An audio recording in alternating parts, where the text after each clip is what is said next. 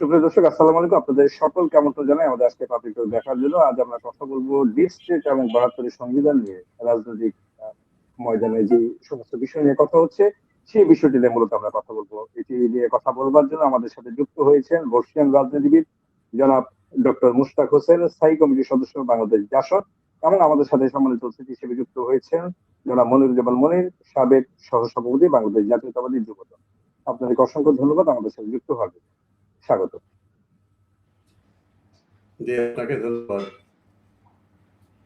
আমি জনাব মোশতাক হোসেন, আমি প্রথমে আপনার কাছে আসি যে বিষয়টি নিয়ে, সেটি হচ্ছে যে ডিপ স্টেট নিয়ে বেশ কথা হচ্ছে, অনেক লম্বা সময় ধরেই কথা হচ্ছে।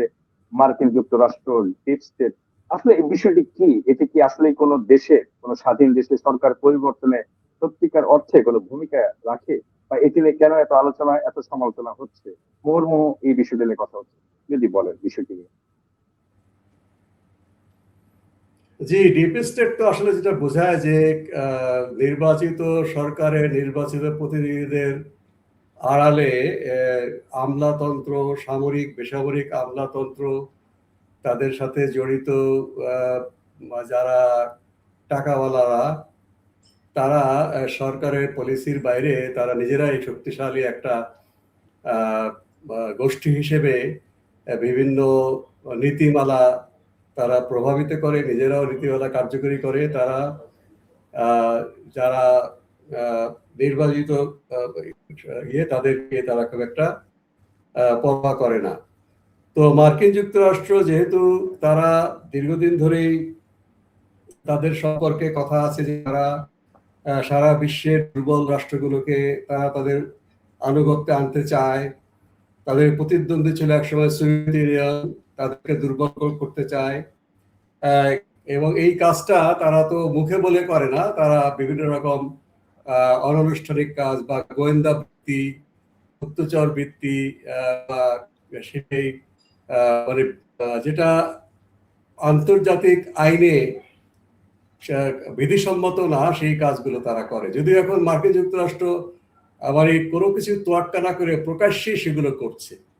এটা ডিপ স্টেট বলা যাচ্ছে না, তাদের সামনের যেই নির্বাচিত নেতৃত্ব, তাদের প্রেসিডেন্ট, সিনেট, কংগ্রেস ইত্যাদি, তারা একেবারেই মানে বেপরোয়া হয়ে নির্বাচিত রাষ্ট্রপতিকে ধরে নিয়ে আসতেছে।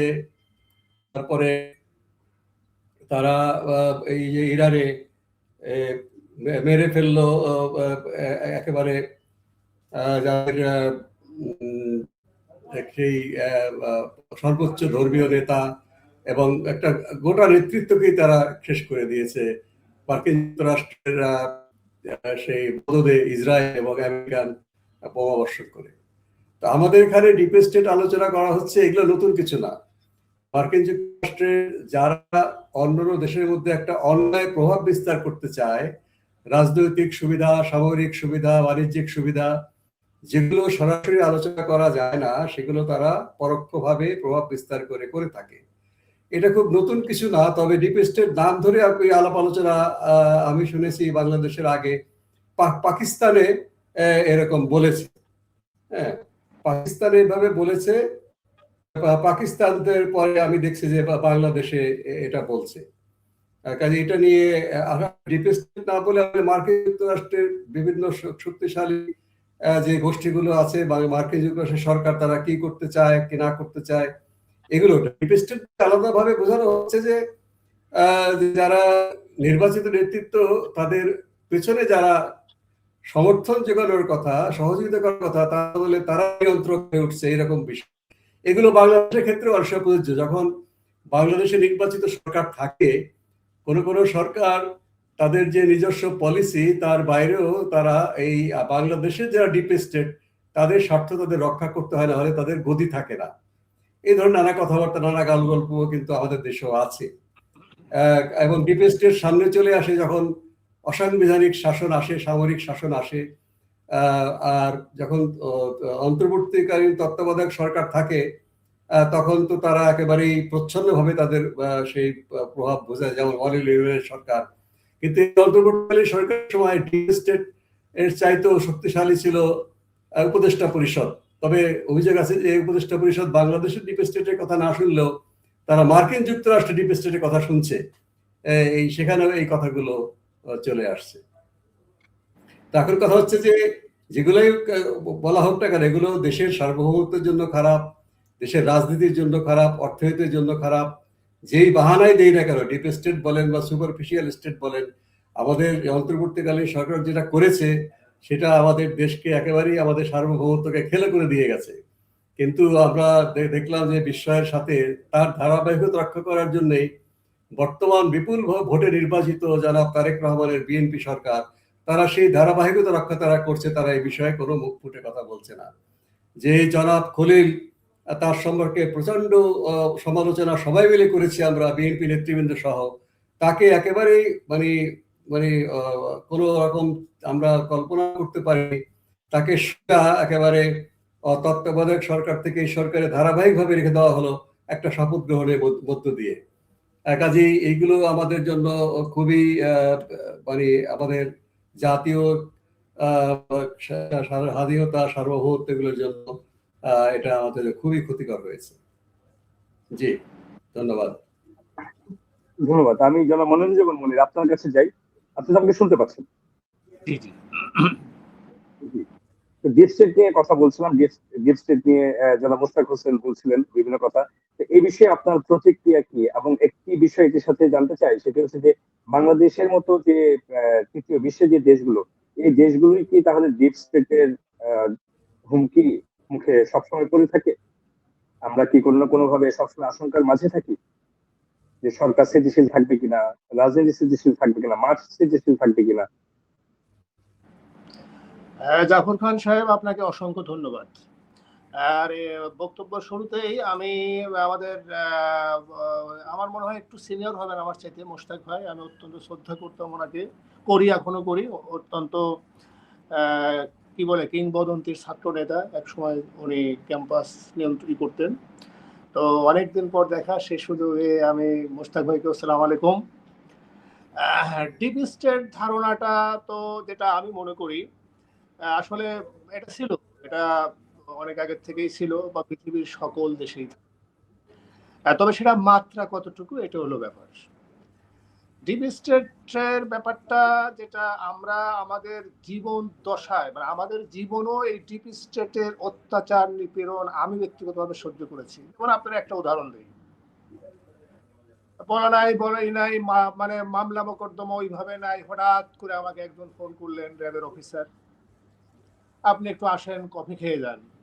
গেলাম, কারণ না গেলে তো সমস্যা। প্রথম 3-4 দিন অ্যাভয়েড করলাম। এটা আমি বলছি 2020 সালের শেষে অথবা 21 সালের প্রথমে। ওই কয়েকবার ফোন করলেন, গেলাম, বললো আপনাকে এটা করতে হবে, না করলেই হবে। তো এটা ডিপ স্টেটের ব্যাপার, যেখানে কোনো আইন কানুন নাই। রাষ্ট্র বা সরকার তো যেটাই হোক, গণতান্ত্রিক সরকার হোক অথবা রাজতন্ত্র থাক, অথবা ধরেন ইভেন সামরিক আইনেও তো একটা আইন দ্বারা পরিচালিত হয়। মানে দেশের নানান জাতীয় যে ক্যাটাগরি সরকার হোক না কেন, সেই সরকারের সুনির্দিষ্ট আইন থাকে। তো সে আইনের বাইরে যেও কতিপয় মানুষ যখন রাষ্ট্রযন্ত্রকে অত্যন্ত নগ্নভাবে, অত্যন্ত অসৎ উদ্দেশ্য নিয়ে যখন অপকর্মগুলো করে, সেইখানেই আমরা অনেক সময় ডিপ স্টেটের বিষয়গুলো নিয়ে আসি। দেখেন, যদি প্র্যাকটিক্যাল হই আমরা, তাহলে কি হবে, যে ধরেন একটা সরকার পরিচালনায় কখনো কখনো জাতীয় দুর্গত সন্ধিক্ষণ বলেন অথবা আন্তর্জাতিক কোনো একটা ক্রাইসিসে শর্ট টাইমে একটা সিদ্ধান্ত নিতে হয়। তো যিনি সরকার প্রধান থাকেন বা রাষ্ট্রপ্রধান থাকেন, হয়তো উনি তাৎক্ষণিক 2-4 জনের সাথে কথা বলে তাৎক্ষণিক একটা সিদ্ধান্ত নেন। তো সেটা যদি ইতিবাচক ভাবে হয়, সেটা যদি কল্যাণকামী হয়, তাহলে সেটাকে কিন্তু আমরা নেগেটিভলি দেখি না। তা আমি নিজে মনে করি ব্যক্তিগতভাবে যে যিনি একটা ধরেন একটা পরিবারেরও যখন প্রধান থাকেন, তখনও ওনাকেও হয়তো কখনো কখনো এককভাবে সিদ্ধান্ত নিতে হয়। তো সেই সিদ্ধান্তটা যদি ইতিবাচক হয়, মানুষের কল্যাণে হয়, তাহলে কিন্তু সেটাকে আমরা ওইভাবে দেখব না।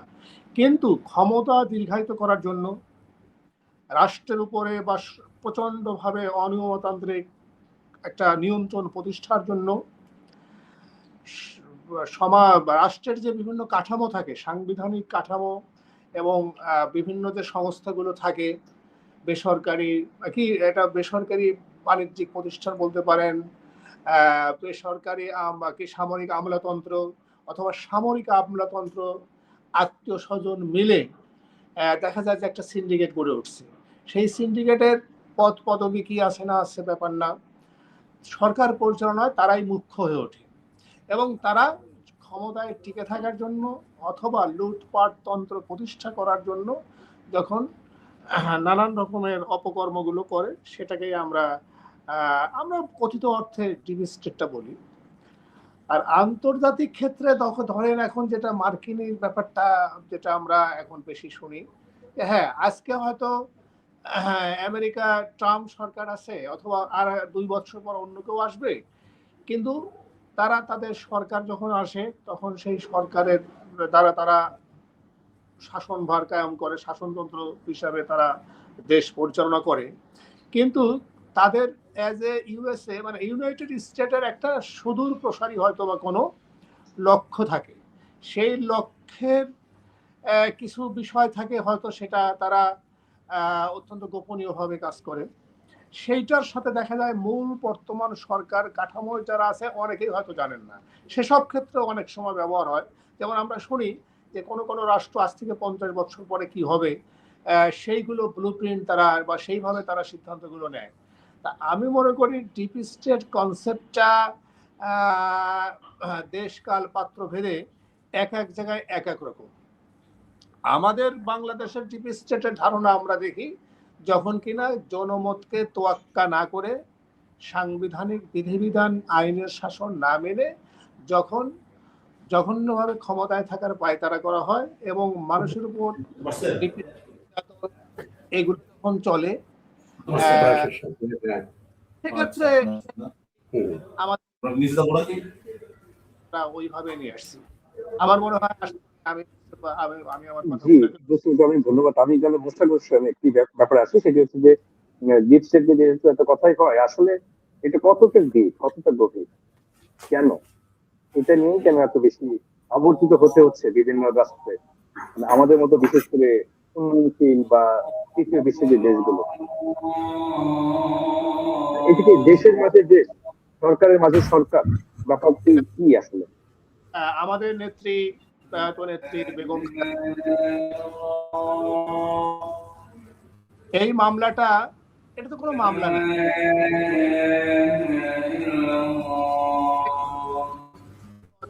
করা শেখ হাসিনা তো নানান রকমের কথাবার্তা বললেন, হাইকোর্টে যাওয়ার পরে 5 বছর একটা 10 বছর হয়ে যায়।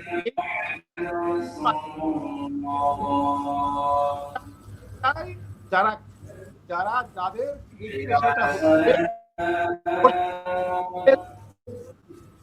ডিপ স্টেট চাইছে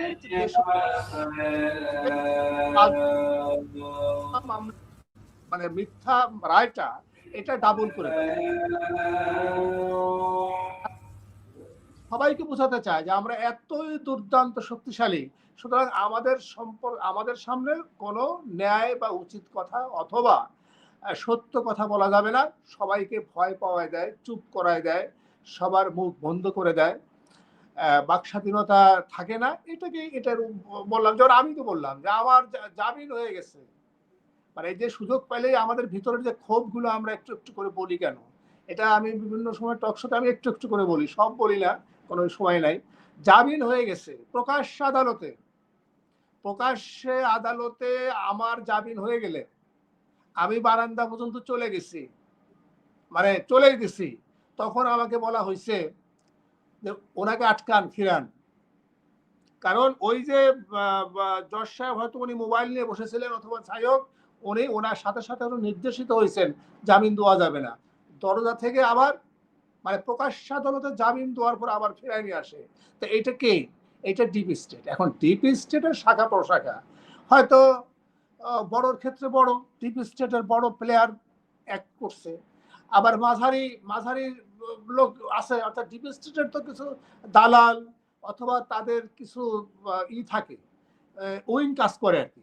এবং এইটা যে কেউ, আমি মনে করি মুশতাক ভাই উনি ওনার জীবনে অভিজ্ঞতা উনি জানেন, আমরাও জানি, যারা গত 17 বছর আমরা আন্দোলন সংগ্রামে বা অপোজিশন পলিটিক্স করছি, একটু চোখ কান খোলা রাখলেই ডিপ স্টেট কাহাকে বলে কি এই জিনিসটা আমরা কিন্তু অনুভব করতে পারছি। এখন হয়তোবা আমরা ওইভাবে কি বলে ওকে আসলে বোঝায় এক্সপ্রেশনটা ওইভাবে দিতে পারবো না। এরা দেশের মানুষ বোঝে যে কোথা থেকে কি হচ্ছে।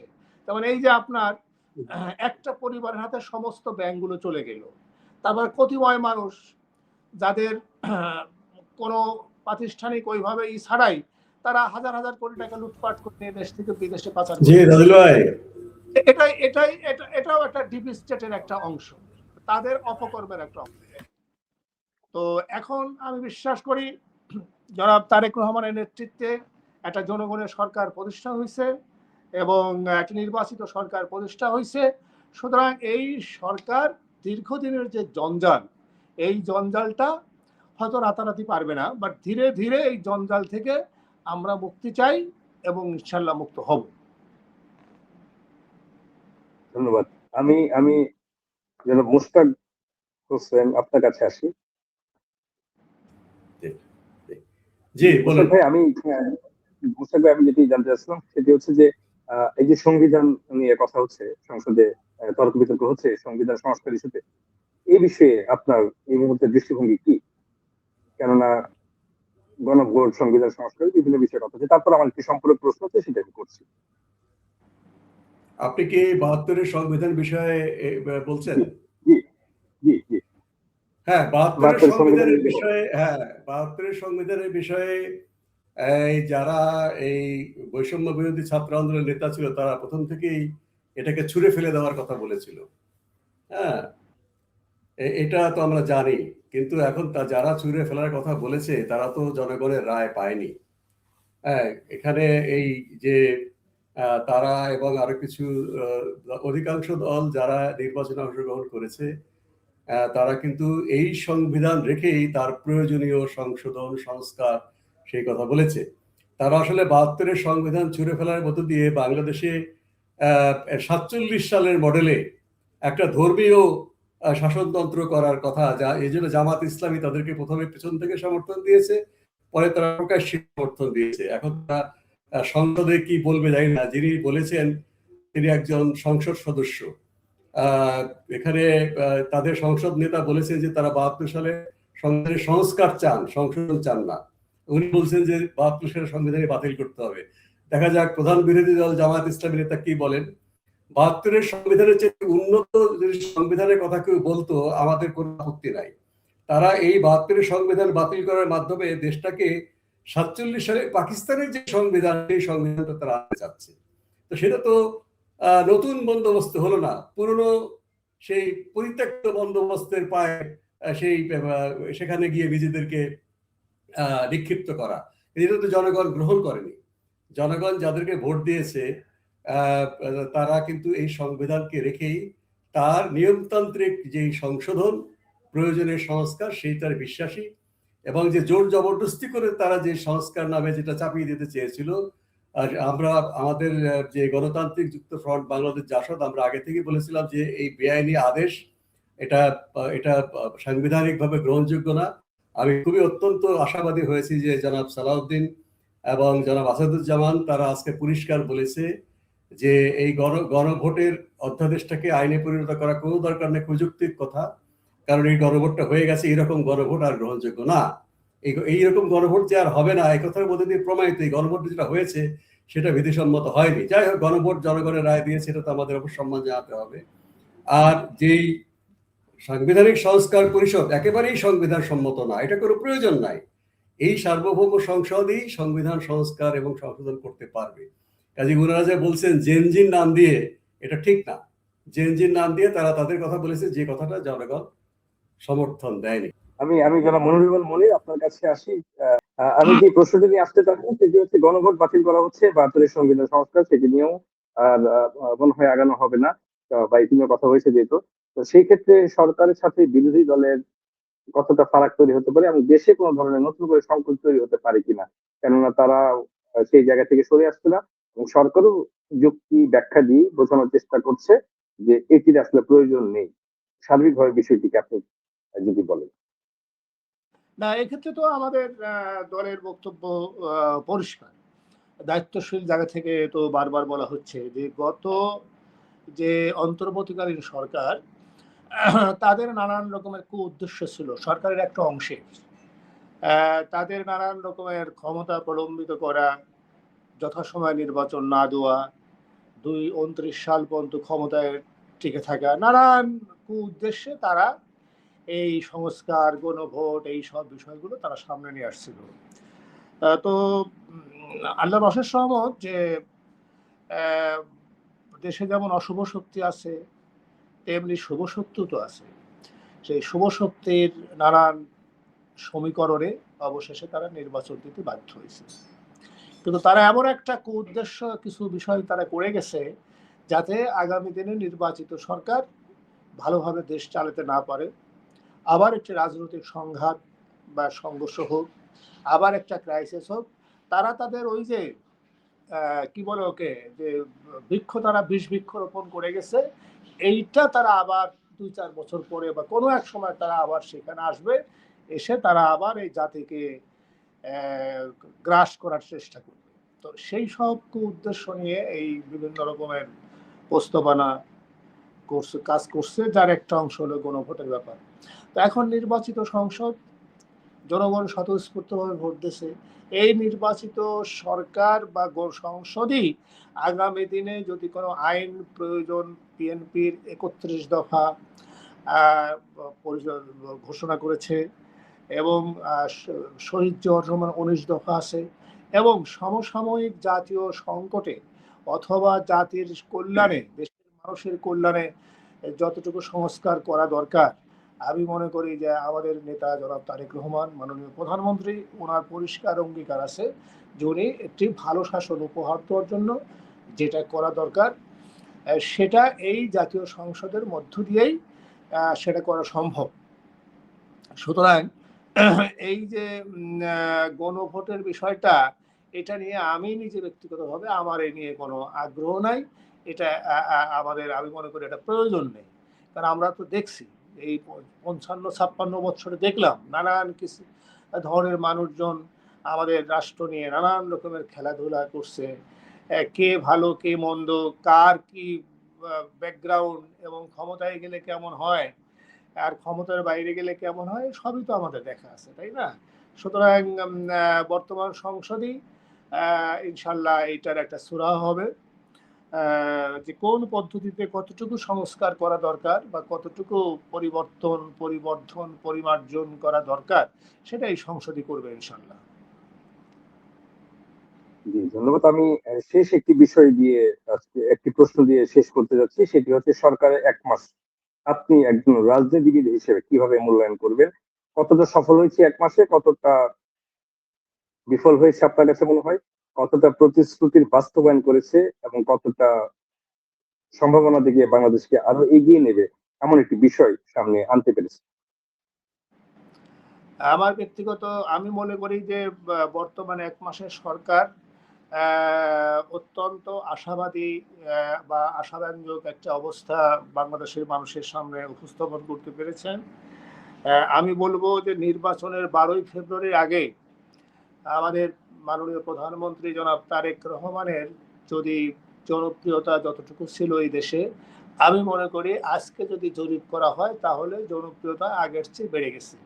হ্যাঁ, এখন সরকার পরিচালনায় আপনার আপনি সব সব সবাইকে সব সময় সকল ব্যাপারে সবাই খুশি হবে না। যেমন ধরেন আমি নিজেও হয়তো দেখা যাচ্ছে যে একটা বিষয় আমার কাছে ভালো লাগছে যে না এটা খুব ভালো হয়েছে এই সিদ্ধান্তটা, হয়তো আপনার কাছে সেটা ভালো লাগতেছে না, আবার আপনি হয়তো বা প্রশংসা করতেছেন, আমি আমার দলের সরকারকেই মনে করতেছি না এইটা এইটা না হলে এটা হতো আর কি। সুতরাং গণতান্ত্রিক বিধি ব্যবস্থায় এই একটু পছন্দ, বেশি পছন্দ, একটু কম অপছন্দ, এরকম একটা বিষয়গুলো নিয়ে থাকবে। কিন্তু এই যে প্রশাসনকে গতিশীল করা, তারপরে চিরায়িত যে সরকার প্রধানের যে এক ধরনের যে চলাচল, এটা সেটা সবকিছু মিলায় যে একটা ভাবমূর্তি, সেখান থেকে বের হয়ে যে গণমানুষের কাতারে এসে নেতৃত্ব দেওয়া, তারপরে আরো অনেক বিষয় ইতিমধ্যেই মাননীয় প্রধানমন্ত্রীর যে কর্মকাণ্ড, এটা কিন্তু ব্যাপক মানুষের মধ্যে একটা নতুন করে আশাবাদ তৈরি করছে। এবং আরেকটা বিষয় আমি বলবো, সেটা হলো যে বিশ্ব পরিস্থিতিতে যে বর্তমানে যখন এটা মানে এই ইরাক প্লাস হলো আপনার মার্কিন যুক্তরাষ্ট্র ইসরায়েলের যুদ্ধ, এই যুদ্ধ আর মধ্যে এবং যুদ্ধ পরবর্তী বাংলাদেশটা, পৃথিবীটা কেমন হবে, সেইটা অত্যন্ত আমি মনে করি আগাম আমাদের মধ্যে একটা সচেতনতা আসতে হবে এবং সর্বস্তরে একটা কৃচ্ছ্রতা সাধনের মধ্য দিয়ে যে আগামী দিন আমাদের চলতে হবে, এই যে মাননীয় প্রধানমন্ত্রীর বিভিন্ন কর্মকাণ্ড ইতিমধ্যেই কিন্তু সেটা আমরা অনুভব করতে পারতেছি। সুতরাং আমি এই সরকারকে ১ মাসকে অবশ্যই সফল বলবো এবং আগামী দিনে আমি বিশ্বাস করি আপনারা দেখবেন যে চমক কথাটা ঠিক এখানে বলবো না, মানুষের মধ্যে আশা উদ্দীপনা আসবে, এই রাষ্ট্রটাকে আবার মাথা উঁচু করে দাঁড়াবে, অর্থনীতি স্বাবলম্বী হবে, আইনের শাসন প্রতিষ্ঠা হবে। সেই বিষয়গুলো নিয়ে ইনশাল্লাহ মানুষের মধ্যে একটা আশা জাগানিয়া ভাব ইনশাল্লাহ ফিরে আসবে, দেখবেন আপনারা। ধন্যবাদ, অসংখ্য ধন্যবাদ জনাব মনিরুজ্জামান মনির, আপনার অত্যন্ত মূল্যবান মতামত এবং বিশ্লেষণ তুলে ধরার জন্য। একই সঙ্গে ধন্যবাদ জানাই আমাদের আরেকজন সম্মানিত অতিথি জনাব ডক্টর মোশতাক হোসেন, আপনাকেও। আপনাদেরকে অসংখ্য ধন্যবাদ আমাদের সাথে যুক্ত হয়ে এতক্ষণ কথা বলার জন্য। ধন্যবাদ। সুপ্রিয় দর্শক, আপনাদের সকলকে অসংখ্য ধন্যবাদ আমাদের সাথে যুক্ত থেকে এতক্ষণ আমাদের অনুষ্ঠান দেখার জন্য। আবার দেখা হবে নতুন অতিথি নতুন পর্ব নিয়ে। সেই পর্যন্ত ভালো থাকবেন, সতর্ক থাকবেন। শুভরাত্রি।